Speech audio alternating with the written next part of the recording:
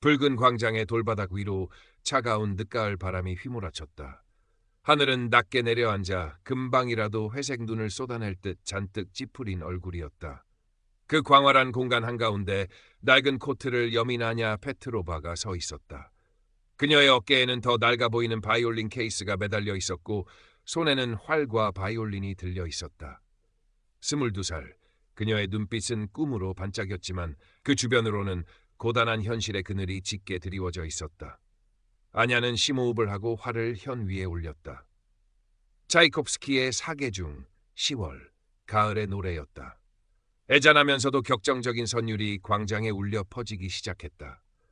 행인들은 잠시 걸음을 멈추고 그녀를 바라보았지만 이내 두꺼운 외투깃을 여미며 제 갈 길을 갔다. 그녀의 발치에 놓인 바이올린 케이스 안에는 몇 개의 동전만이 뒹굴 뿐 연주에 대한 보상은 턱없이 부족했다. 가슴이 답답해져 왔다. 중요한 콩쿠르 마감일이 코앞이었다. 참가비는 고사하고 당장 내일 먹을 빵을 걱정해야 할 처지였다.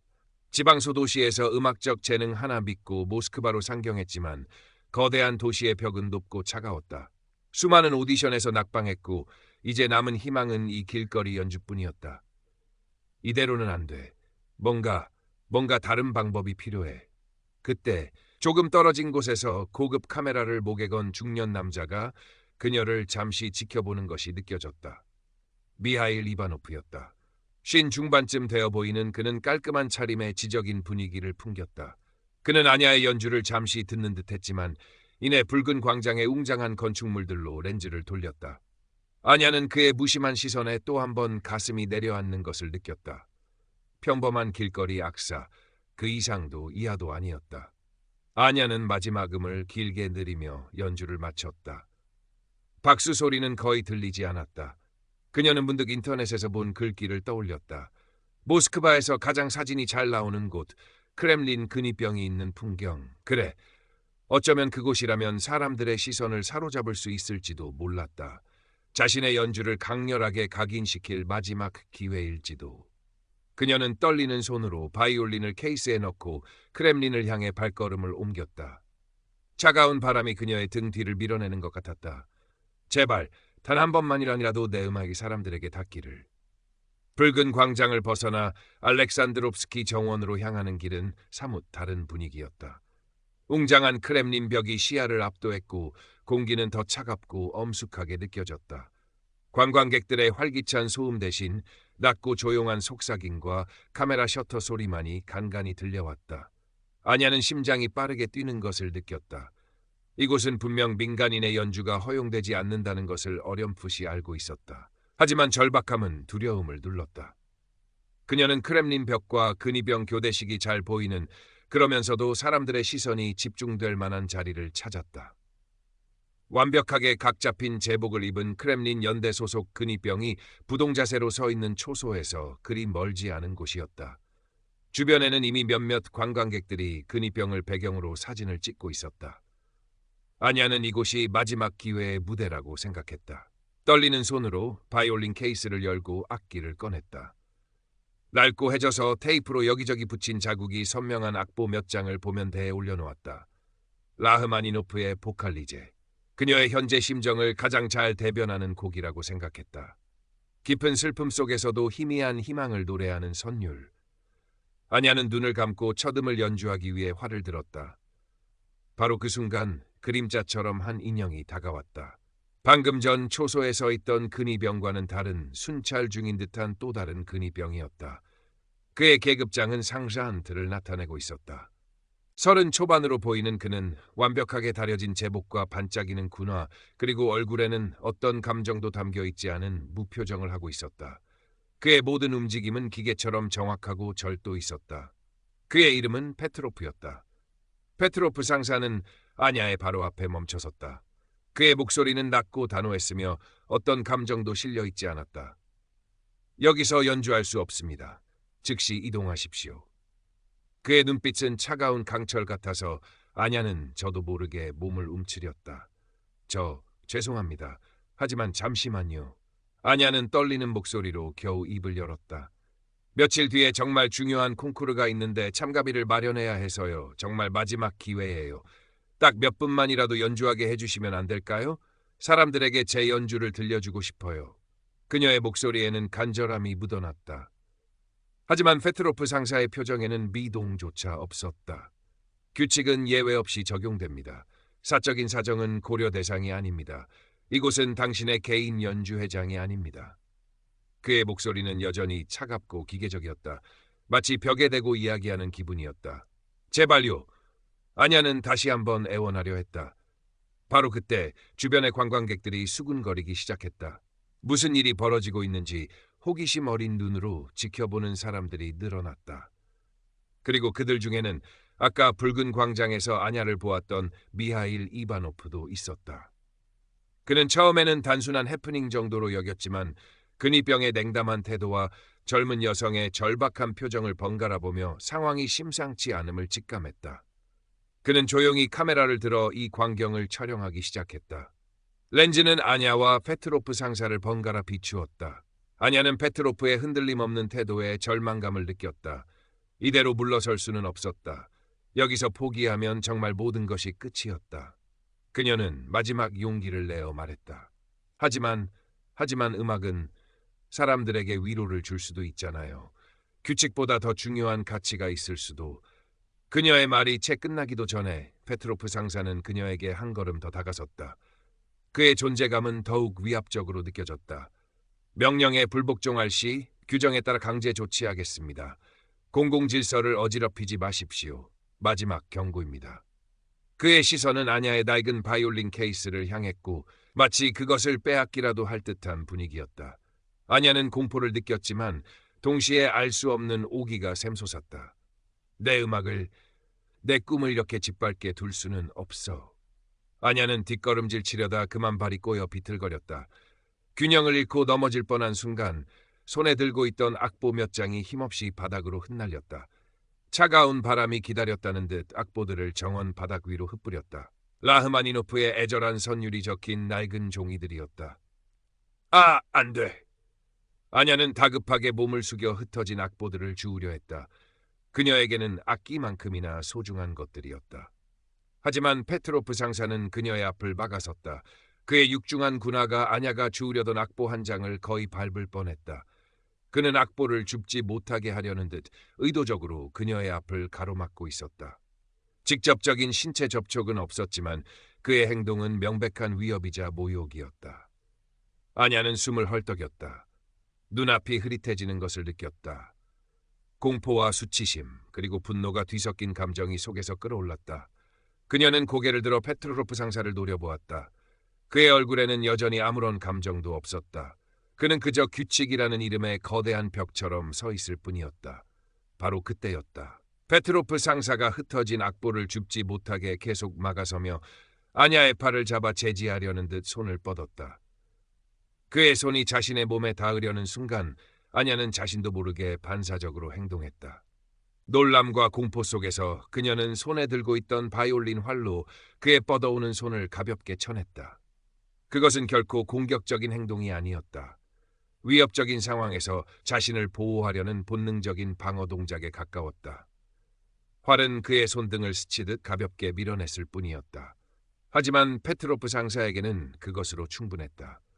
그는 그 미미한 접촉을 기다렸다는 듯이 반응했다. 그의 얼굴 근육이 미세하게 꿈틀거렸다. 이전까지의 무표정이 순식간에 싸늘한 분노로 변하는 듯 보였다. 방금 공무 수행 중인 군인을 폭행했겠다. 페트로프 상사의 목소리는 이전보다 한 톤 높아졌지만 여전히 기이할 정도로 통제되어 있었다. 그의 눈빛은 이제 명백한 적의를 담고 있었다. 당신을 현행범으로 체포하겠습니다. 그는 망설임 없이 아냐를 제압하기 위해 팔을 뻗었다. 그의 단단한 손가락이 아냐의 가녀린 팔뚝을 움켜쥐려던 찰나였다. 잠깐. 갑자기 크고 단호한 목소리가 군중 속에서 터져나왔다. 미하일 이바노프였다. 그는 카메라를 든 채 앞으로 성큼 나서며 외쳤다. 그의 목소리에는 분노와 확신이 서려 있었다. 나는 이 모든 상황을 처음부터 촬영하고 있었소. 똑똑히 봤소. 저 아가씨는 당신을 공격한 게 아니오. 오히려 당신이 계속 위협적으로 다가갔고 그녀는 자신을 방어하려 했을 뿐이오. 당신의 대응이 명백히 지나쳤소. 미하일은 카메라 렌즈를 페트로프 상사에게 정확히 향하며 그의 행동 하나하나를 놓치지 않고 담고 있다는 것을 보여주었다. 그의 갑작스러운 개입에 페트로프 상사는 물론 주변의 관광객들도 모두 놀란 듯 그를 쳐다보았다. 미하일의 외침은 마치 신호탄 같았다. 잠자코 지켜보기만 하던 다른 관광객들도 용기를 얻어 웅성거리기 시작했다. 몇몇은 자신들의 핸드폰을 꺼내 이 믿을 수 없는 광경을 촬영하기 시작했다. 맞아요. 저 남자가 너무 심했어요. 그냥 불쌍한 아가씨가 음악 좀 연주하려던 것뿐인데 군인이 저렇게 위협적으로 행동해도 되는 건가요? 순식간에 페트로프 상사는 수많은 카메라 렌즈와 비난 어린 시선에 둘러싸였다. 그의 완벽하게 통제된 표정에 아주 미세한 균열이 생기는 듯했다. 당황한 기색이 스쳐 지나갔지만 아주 잠깐이었다. 그는 이내 냉정을 되찾으려 애쓰며 목소리를 높였다. 이것은 정당한 공무집행입니다. 모두 해산하십시오. 촬영을 중단하지 않으면 공무집행 방해로 간주하겠습니다. 하지만 그의 목소리에는 이전과 같은 절대적인 확신이 조금은 줄어든 듯 보였다. 그는 자신을 향한 수많은 눈빛과 카메라 렌즈의 압박감을 느끼고 있었다. 상황이 소란스러워지자 어디선가 연락을 받았는지 다른 근위병 2명과 경찰관들이 차분하게 현장으로 다가왔다. 그들은 먼저 페트로프 상사에게 상황을 간략히 보고받았지만 미하일 이바노프가 즉시 나서서 자신이 촬영한 영상을 증거로 제시했다. 영상에는 페트로프 상사의 위압적인 태도와 아냐의 방어적인 행동, 그리고 주변 사람들의 증언까지 고스란히 담겨 있었다. 경찰관들은 영상을 확인하고 미하일과 아냐, 그리고 페트로프 상사에게 몇 가지 질문을 했다. 페트로프 상사는 여전히 자신의 행동이 정당한 공무집행이었다고 주장했지만 영상 증거와 다수의 목격자 증언 앞에서 그의 주장은 힘을 잃어갔다. 결국 아냐는 현장에서 풀려났다. 하지만 경찰관은 그녀에게 나중에 추가 조사를 받을 수도 있다는 말을 덧붙이는 것을 잊지 않았다. 아냐는 아무 말도 할 수 없었다. 그저 멍하니 서서 차가운 바람에 흩날렸던 낡은 악보들을 주섬주섬 챙겼다. 바이올린 케이스를 닫는 손길이 무겁게 느껴졌다. 그녀는 크렘린의 붉은 벽을 등지고 천천히 그 자리를 떠났다. 거대한 벽은 여전히 아무 말 없이 그녀를 내려다보고 있었다. 온몸에 힘이 빠져나가는 듯한 탄력감과 함께 알 수 없는 서러움이 북받쳐 올랐다. 며칠 후 미하일 이바노프나 다른 관광객이 올린 영상은 인터넷을 통해 빠르게 퍼져나갔다. 크렘린 근위병, 과잉 대응 논란, 크렘리옵스키 스트라시, 거리의 바이올리니스트, 눈물의 호소 울리치니 무즈칸 같은 자극적인 제목과 해시태그와 함께 영상은 수많은 사람들에게 공유되었고 갑론을박이 벌어졌다. 근위병의 행동이 정당했다는 의견과 비인간적인 공권력 남용이라는 비판이 엇갈렸다. 페트로프 상사는 내부 조사를 받게 되었다는 소문이 들렸지만 그 결과가 어떻게 되었는지는 알려지지 않았다. 그는 여전히 그 자리에서 무표정한 얼굴로 서 있을지도 몰랐다. 시스템은 그렇게 쉽게 변하지 않는 법이니까. 아냐는 결국 콩쿠르에 참가하지 못했다. 참가비를 마련할 방법도 그럴 마음의 여유도 없었다. 모든 것이 끝났다고 생각했다. 깊은 좌절감에 며칠 동안 방 안에 틀어박혀 아무것도 하지 못했다. 낡은 바이올린은 먼지만 쌓여갔다. 그러던 어느 날 낯선 번호로 전화가 걸려왔다. 망설이다 전화를 받자 뜻밖의 목소리가 들려왔다. 알렉산드롭스키 정원에서 그녀의 영상을 촬영했던 미하일 이바노프였다. 그는 경찰 조사 이후 그녀의 연락처를 수소문했다고 했다. 아냐 양, 괜찮으신가요? 그의 목소리는 따뜻하고 진심 어린 걱정이 담겨 있었다. 그날 일은 정말 유감이었습니다. 하지만 당신의 연주 영상에 담긴 아주 짧은 부분이었지만 정말 감동적이었습니다. 미하일은 자신이 아는 작은 카페의 주인이 그녀의 사연을 듣고 연주 기회를 주고 싶어 한다고 전했다. 정식 공연은 아니지만 손님들 앞에서 자유롭게 연주하고 약간의 사례비도 받을 수 있다는 것이었다. 아냐는 귀를 의심했다. 예상치 못한 제안이었다. 제가 정말 그래도 될까요? 목소리가 떨려 나왔다. 물론이죠. 미하일이 부드럽게 말했다. 당신의 음악은 사람들에게 들려질 자격이 있습니다. 절망하지 마세요, 아냐 양. 당신의 재능은 분명 빛을 발할 겁니다. 전화를 끊고 나서도 아냐는 한동안 멍하니 있었다. 눈가에 뜨거운 것이 차올랐다. 크렘린 앞에서 겪던 모욕과 좌절감, 그리고 모든 것을 포기하고 싶었던 마음이 눈 녹듯 사라지는 것 같았다. 아주 작은 불씨였지만 그것은 분명 희망이었다. 시간이 조금 흘렀다. 모스크바 강변, 저 멀리 형형색색의 양파돔을 자랑하는 성 바실리 대성당과 육중한 국가두마 건물이 보이는 곳이었다. 늦가을의 햇살이 구름 사이로 희미하게 비치고 있었다. 아냐는 그곳에 서서 바이올린을 연주하고 있었다. 그녀가 연주하는 곡은 이전에 연주했던 곡들이 아니었다. 슬픔과 고통을 겪고 난 뒤의 성숙함, 그리고 그럼에도 불구하고 놓지 않는 희망을 담은 그녀 자신이 만든 새로운 멜로디였다. 그녀의 표정에는 더 이상 절박함이나 두려움이 없었다. 깊은 상념에 잠긴 듯 때로는 희미한 미소를 띤 채 온 마음을 다해 연주에 몰두하고 있었다. 그녀의 앞에는 예전처럼 많은 사람들이 있지는 않았지만 몇몇 사람들이 강변에 앉거나 서서 조용히 그녀의 음악에 귀를 기울이고 있었다. 그들의 눈빛에는 따뜻한 공감과 감탄이 어려 있었다. 멀리서 미하일 이바노프가 그런 아냐의 모습을 흐뭇한 미소로 바라보고 있었다. 그는 카메라를 들어 그 평화롭고 아름다운 순간을 조용히 담았다. 아냐의 미래는 여전히 불확실했다. 그녀가 유명한 바이올리니스트가 될 수 있을지는 아무도 몰랐다. 하지만 분명한 것은 그녀는 포기하지 않았다는 것이다. 차가운 현실의 벽 앞에서 좌절했지만 다시 일어설 힘을 얻었고 자신의 음악을 통해 세상과 소통하는 법을 배우고 있었다. 그녀의 바이올린 선율은 모스크바 강 위로 그리고 사람들의 마음속으로 잔잔히 퍼져나가고 있었다. 그것은 작지만 분명한 희망의 노래였다. Current Part Characters 2725 Total Characters 1144 아냐는 미하일이 소개해준 작은 카페에서 정기적으로 연주를 시작했다. 카페는 크지 않았지만 아늑하고 따뜻한 분위기였다. 손님들은 대부분 그녀의 사연을 어렴풋이 알고 있었고 그녀의 연주에 진심으로 귀 기울여 주었다. 박수 소리는 크지 않았지만 그 안에 담긴 온기는 붉은 광장에서 느꼈던 공허함과는 비교할 수 없었다. 연주가 끝나면 가끔 손님들이 다가와 말을 걸기도 했다. 정말 아름다운 연주였어요. 당신의 음악에서 힘을 얻었습니다. 그런 말들은 아냐에게 큰 위로와 용기를 주었다. 그녀는 자신의 음악이 누군가에게 가닿을 수 있다는 사실에 감사했다. 미하일은 종종 카페에 들러 그녀의 연주를 듣고 사진을 찍어주었다. 그는 아냐에게 단순한 조력자를 넘어 아버지처럼 든든한 존재가 되어주었다. 그는 아냐에게 음악계의 현실적인 조언을 해주기도 하고 때로는 그녀의 고민을 묵묵히 들어주기도 했다. 세상은 때로 차갑고 불공평하게 느껴질 수 있지. 어느 날 미하일이 말했다. 하지만 중요한 것은 그런 상황 속에서도 자신의 가치를 잃지 않는 거야. 아냐 양, 당신의 음악에는 사람의 마음을 움직이는 힘이 있어. 그것을 잊지 말게. 아냐는 그의 말에 조용히 고개를 끄덕였다. 크렘린 앞에서의 사건은 끔찍한 경험이었지만 동시에 그녀에게 많은 것을 가르쳐 주었다. 세상의 냉혹함과 동시에 예상치 못한 곳에서 만나는 따뜻한 연대의 가능성.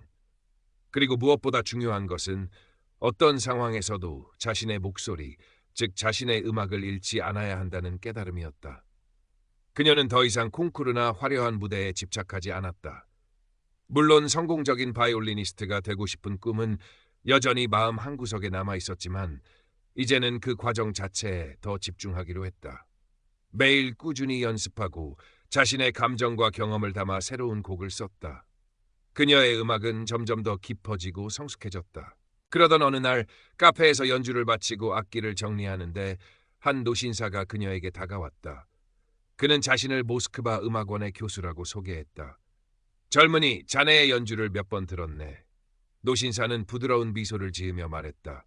자네의 음악에는 뭐랄까 아주 특별한 영혼이 담겨 있어. 혹시 정식으로 음악을 더 깊이 공부해 볼 생각은 없나? 아냐는 깜짝 놀라 눈을 크게 떴다. 음악원 교수라니. 꿈에도 생각지 못한 일이었다. 그녀는 떨리는 목소리로 대답했다. 네? 저는. 노신사는 그녀의 반응을 예상했다는 듯 웃으며 명함 한 장을 건넸다. 부담 갖지 말고 생각해보게. 자네 같은 재능이 길거리나 작은 카페에서만 머무는 것은 너무 아까운 일이야. 명함을 받아든 아냐의 손이 가늘게 떨렸다. 이것이 또 다른 기회일까? 그녀는 명함에 적힌 이름을 가만히 내려다보았다. 가슴속에서 다시 한번 뜨거운 무언가가 차오르는 것을 느꼈다. 그날 밤 아냐는 잠을 이루지 못했다. 음악원 교수의 제안은 너무나 갑작스러웠고 현실감이 없게 느껴졌다. 정식으로 음악을 배운다는 것, 그것은 그녀가 감히 꿈꿔보지 못했던 일이었다. 하지만 동시에 두려움도 밀려왔다.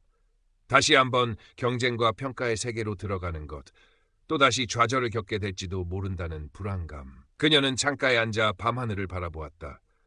모스크바의 밤은 수많은 불빛으로 밝았지만 그 속에는 여전히 짙은 어둠이 존재했다. 자신의 미래도 저 밤하늘처럼 한치 앞을 알 수 없다는 생각이 들었다. 다음 날 아냐는 미하일을 찾아가 노신사에게 받은 명함을 보여주며 상의했다. 미하일은 명함을 유심히 살펴보더니 눈을 동그랗게 떴다. 세르게이 비노그라도프 교수님. 그는 놀란 목소리로 말했다. 이분은 정말 유명하신 분이야. 모스크바 음악원에서도 존경받는 원로 교수님이시지. 아냐 양, 이건 정말 엄청난 기회야. 미하일은 진심으로 기뻐하며 그녀를 격려했다. 두려워할 필요 없어. 당신은 충분히 자격이 있어. 이건 당신의 재능과 노력이 만들어낸 기회라고. 그의 말에 아냐는 용기를 얻었다.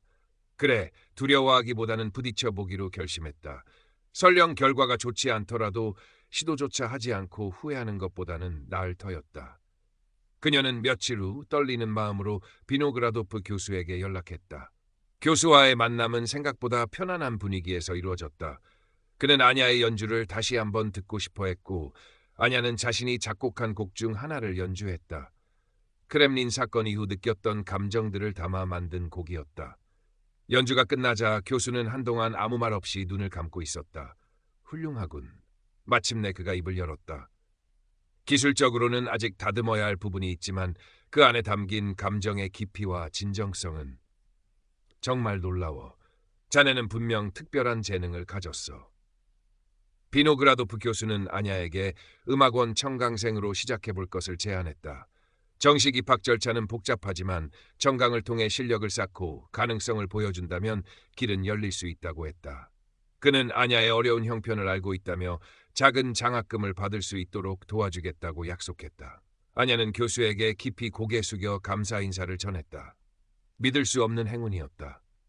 카페에서의 연주와 미하일의 도움, 그리고 비노그라도프 교수와의 만남.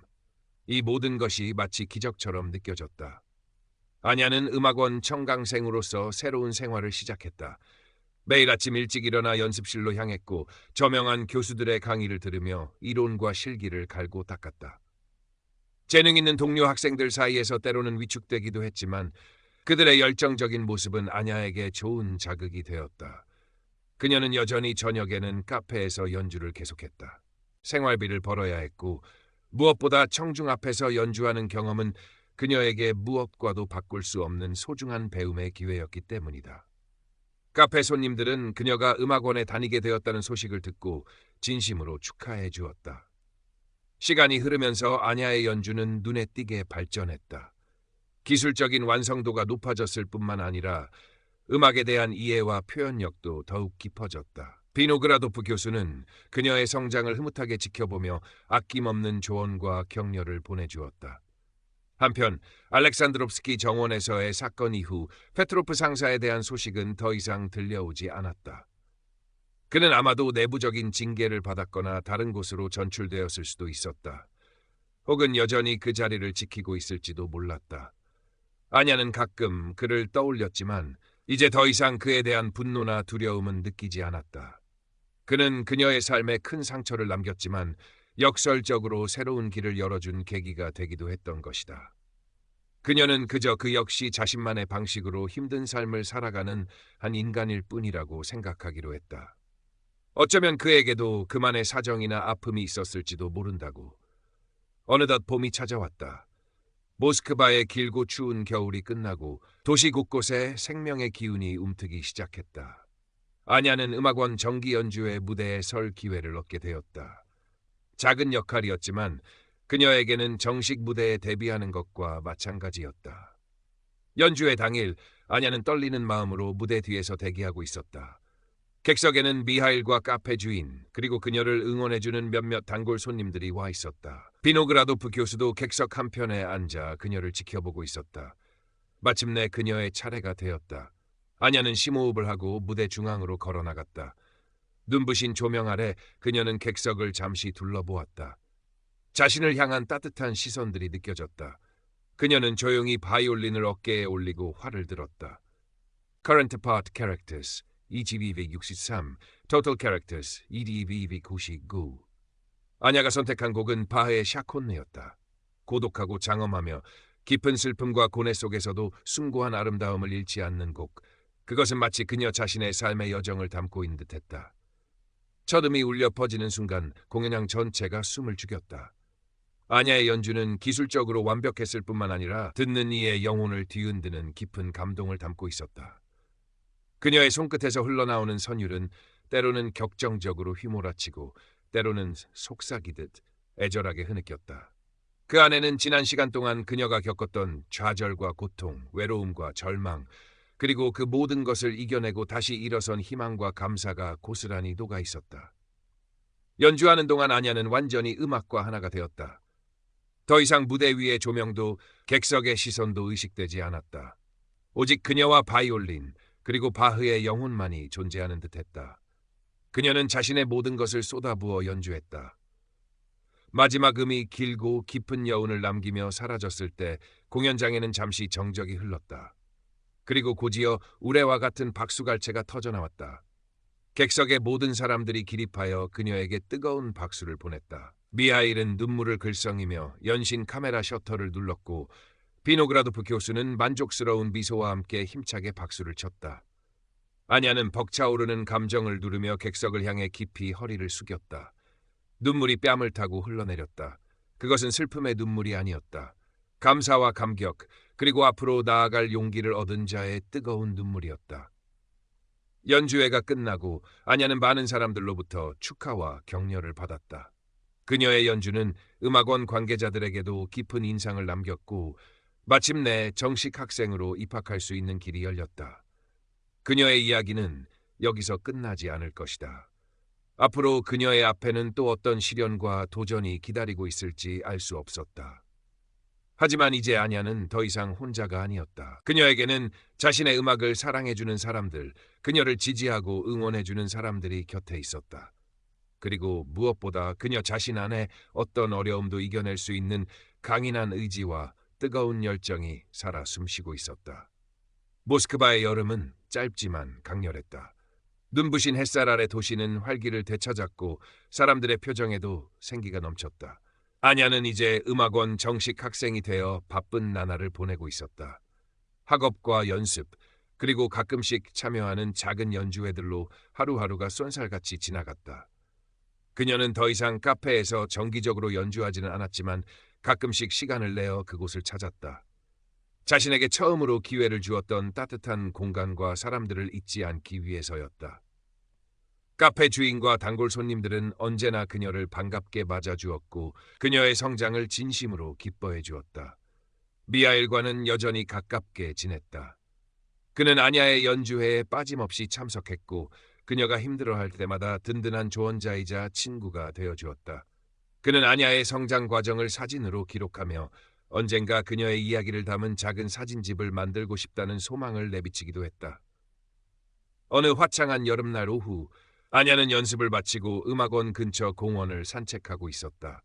싱그러운 풀내음과 지저귀는 새소리가 마음을 평온하게 해주었다. 벤치에 앉아 잠시 쉬는데 익숙한 뒷모습이 눈에 들어왔다. 페트로프 상사였다. 그는 사복 차림이었지만 특유의 각 잡힌 자세와 무표정한 얼굴은 여전했다. 그는 혼자 벤치에 앉아 먼 곳을 응시하고 있었다. 그의 곁에는 아무도 없었다. 그의 모습은 어딘지 모르게 외롭고 고독해 보였다.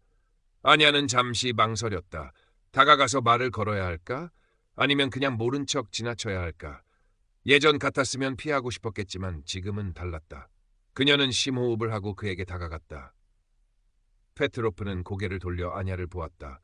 그의 눈빛이 순간 흔들리는가 싶더니 이내 평소의 무표정으로 돌아왔다. 그는 아냐를 알아보는 듯했지만 아무 말도 하지 않았다. 오랜만이네요. 아냐가 먼저 입을 열었다. 그때 알렉산드롭스키 정원에서 페트로프는 여전히 말이 없었다. 아냐는 어색한 침묵 속에서 말을 이었다. 그때는 정말 힘들었어요. 당신이 원망스럽기도 했고요. 그녀는 솔직하게 말했다. 하지만 지금은 괜찮아요. 오히려 그 일이 제게 새로운 기회를 주기도 했으니까요. 페트로프는 아냐의 말을 묵묵히 듣고 있었다. 그의 시선은 여전히 먼 곳을 향해 있었다. 당신도 잘 지내시길 바라요. 아냐는 짧게 인사를 건네고 돌아섰다. 더 이상 할 말도 듣고 싶은 말도 없었다. 그저 그 역시 평온을 찾기를 바랄 뿐이었다. 그녀가 몇 걸음 걸어갔을 때 등 뒤에서 낮은 목소리가 들려왔다. 미안했소. 아냐는 걸음을 멈췄다. 하지만 돌아보지는 않았다. 그녀는 잠시 서 있다가 다시 앞을 향해 걸어갔다. 그의 사과가 진심이었는지 아니면 의례적인 말이었는지는 중요하지 않았다.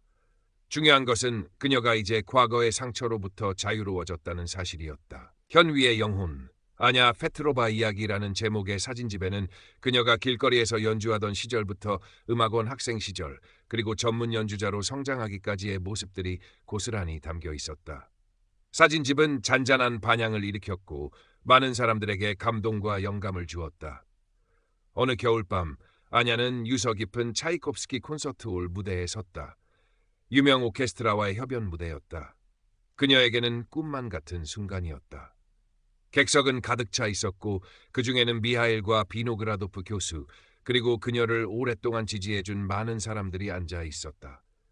그녀는 눈을 감고 숨을 골랐다. 붉은 광장의 차가운 바람 속에서 홀로 연주하던 소녀, 알렉산드롭스키 정원에서 모욕과 좌절을 겪었던 젊은 예술가, 그리고 마침내 꿈의 무대에 선 바이올리니스트. 그 모든 시간들이 주마등처럼 스쳐 지나갔다. 오케스트라의 장엄한 서주가 시작되고 마침내 아냐의 바이올린 솔로가 밤하늘의 별처럼 빛나며 울려 퍼졌다. 그녀가 연주하는 차이콥스키 바이올린 협주곡 D장조는 때로는 폭풍처럼 격정적이고 때로는 속삭이듯 섬세하게 객석을 사로잡았다. 그녀의 활은 현 위에서 춤을 추었고 그녀의 온몸은 음악과 하나 되어 떨렸다. 그녀의 연주에는 더 이상 개인적인 슬픔이나 분노는 없었다. 그 대신 인간 보편의 희로애락과 삶에 대한 깊은 성찰, 그리고 어둠 속에서도 빛을 향해 나아가는 강인한 의지가 담겨 있었다. 그녀의 음악은 객석의 모든 이들에게 깊은 울림과 감동을 선사했다. 연주가 끝나고 폭발적인 박수갈채가 쏟아졌다. 아냐는 환한 미소로 화답하며 여러 번 커튼콜을 받았다. 무대 위에서 그녀는 더 이상 작고 초라한 길거리 음악가가 아니었다. 그녀는 자신의 음악으로 세상과 당당히 소통하는 빛나는 예술가였다. 공연이 끝나고 대기실로 돌아온 아냐는 여전히 흥분이 가라앉지 않은 채였다. 미하일과 비노그라도프 교수가 가장 먼저 달려와 그녀를 축하해 주었다. 정말 대단했네, 아냐. 비노그라도프 교수는 감격에 찬 목소리로 말했다. 자네는 이제 진정한 예술가로 거듭났어. 내 말이 그 말입니다, 교수님. 미하일도 활짝 웃으며 거들었다. 오늘 아냐의 연주는 정말 최고였어요. 내 카메라 렌즈가 다 벅차오르는 기분이었다니까요. 아냐는 두 사람에게 진심으로 감사 인사를 전했다. 그들이 없었다면 오늘의 자신은 없었을 것이다. 잠시 후 다른 동료 연주자들과